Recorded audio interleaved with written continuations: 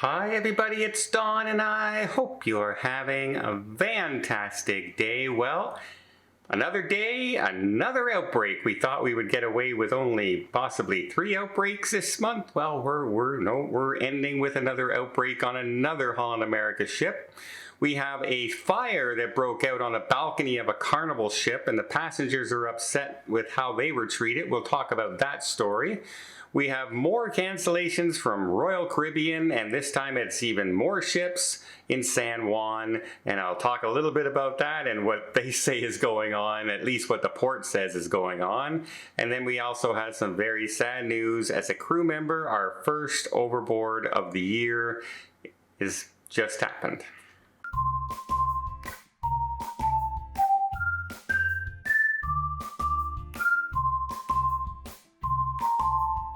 So we have been saying it that the norovirus has been very large this winter, and we had 5 outbreaks in December, we had 5 outbreaks in January, and now we've had 4 outbreaks in the short month of February. And Holland America's Eurodam has just been struck down with some more norovirus on board.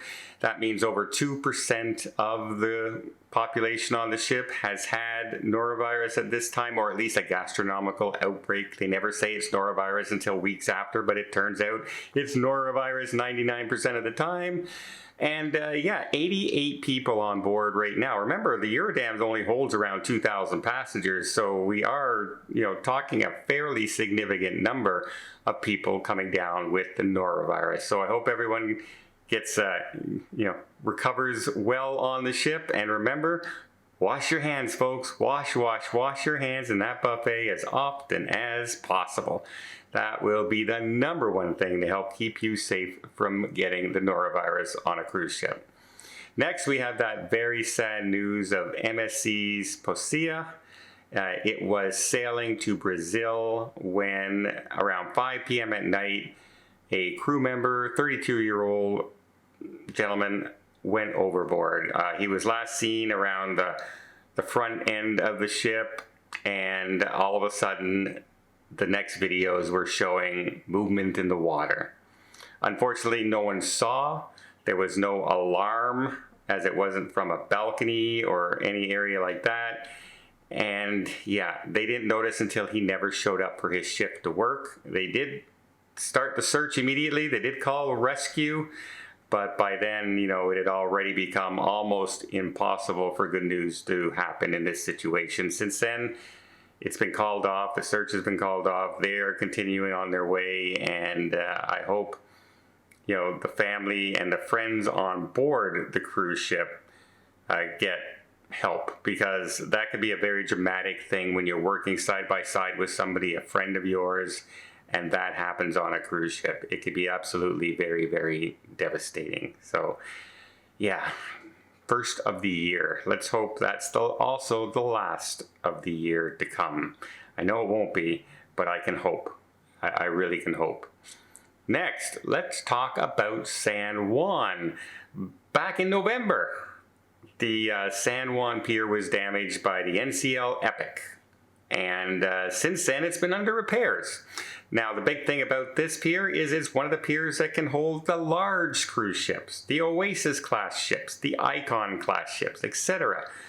Well, it's been out of commission, and the biggest ship impacted has been the Symphony of the Seas. It has been definitely rerouted many, many times since then. My daughter is on the ship with my grandkids coming up in the near future, and lo and behold, they just got a message saying that their itinerary has been changed. They're now going to Labadee, Haiti, instead of going to San Juan.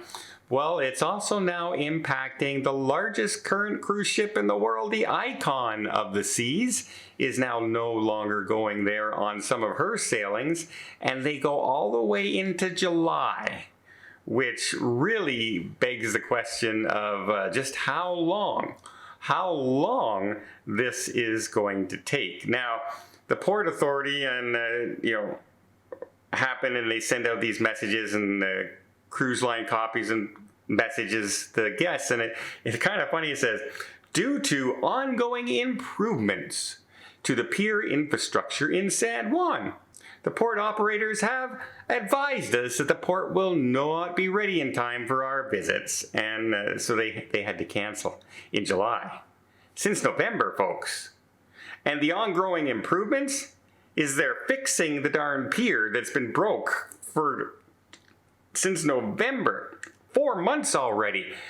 I'm just thinking the pier, repairs are taking longer almost than it's taking MSC to build the entire terminal in Miami. It just seems crazy how long this is taking in San Juan. I don't know what it is, lack of money, lack of qualified people to build it, lack of engineering, I don't know, but wow.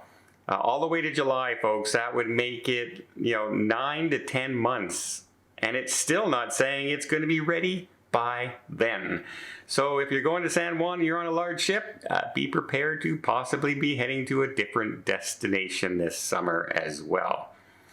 Finally, let's talk about the small fire that broke out on the Carnival cruise ship. But before I get there, let me just invite you to hit that subscribe button if you haven't done so already. You want to keep up to date with everything going on in cruising, from the port changes to the new ships coming online, to the incidences that happen, to the unfortunate news, to the great news.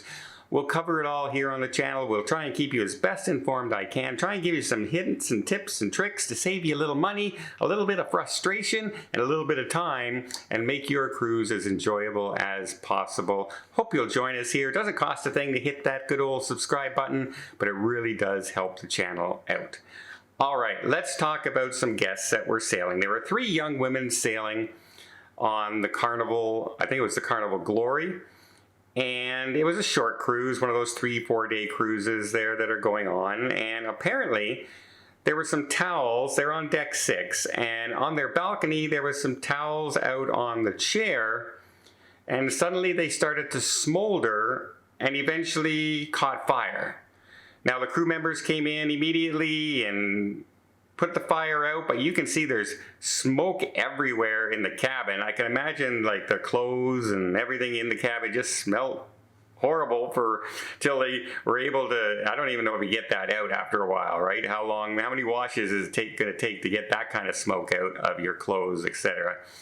But they were brought down, the ladies were brought down into the infirmary to make sure that they're okay and things like that, and they were upset with how they were treated down there. They were forced to take pregnancy tests. They were they weren't allowed to film any of the documents that they were signing. They were forced to sign waivers, even though the crew said that they were clear. Plus, they said the crew was very aggressive towards them, telling her to calm down, calm down. You're not helping the situation. You're just getting yourself all worked up, and you better not lie to us, because if you lie to us, we'll get the FBI in touch with it. And they're upset with the way that situation was going on. Now, you have to look at it from also playing devil's advocate. First of all, if you're of childbirthing age and you might be performing any kind of medical thing on a woman, it's standard procedure to take that pregnancy test to find out. So that's off the table right now. They weren't forced to do it because they're just looking for drugs or something like that. But first of all, you have towels out on the balcony that aren't supposed to be out on the balcony. You're not supposed to put clothing or anything out on your balconies, right? We say that many times. But it caught fire. So what's the first thing that catches in your mind? Somebody was smoking on the balcony. Somebody was lighting something on the balcony that they shouldn't have been, right? That's the first thing that would come to mind, and that's what the crew members were trying to find out. Were they smoking? Were they doing something that they shouldn't do? Did they have something like a candle? Anything like that, just to find out, because a fire on board is an extreme danger to everybody on board. And if somebody causes a fire by breaking one of the rules, they are liable for a lot of the stuff that happens. They can be charged. They can actually go to jail for causing a fire on a cruise ship. So they are questioning them as if they are guilty of something, right? Your first thoughts would automatically be 2 things. Either somebody was smoking up above and something dropped down, onto their balcony, or they were smoking or doing something or lighting something on their balcony, or perhaps an electrical short outside.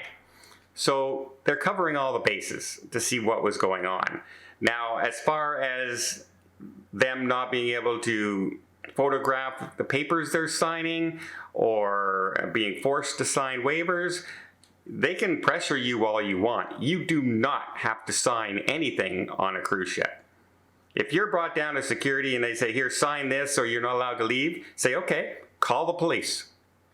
Let's deal with this right now. Because they're not allowed. You're allowed to not sign documents. You're not sign, basically by them signing this on the cruise ship, if anything went to court or anything, they would go and say, they signed this waiver saying they're not going to sue us. It wouldn't stand up in court. It's just a scare tactic for every cruise line out there. They do that all the time, right? Don't film, this kind of thing, right? It happens all the time. So I'm not blaming anybody in this situation. The crew's doing what they're doing best for their company. The young ladies, I'm not saying they were guilty or not like that, but you can understand the suspicion of something going on. They may have done absolutely nothing. And there is things of the sun catching, suntan oil towels, catching it on fire. There is stuff out there, and I'm sure there's going to be a long investigation into this, and maybe we'll find out later on exactly what happened. But, the accusations of some stuff and the other, if you were ever told you have to sign something on a cruise ship and you didn't do anything wrong or anything, don't sign it. Tell you right now, just don't sign it. There's nothing they can do. Absolutely nothing. Well, I hope you appreciate this video. If you did, please give it a thumbs up. Want to see more tips, more tricks, more travel vlogs from around the world? Hit that subscribe button. Until next time, have yourself a safe and a great vacation.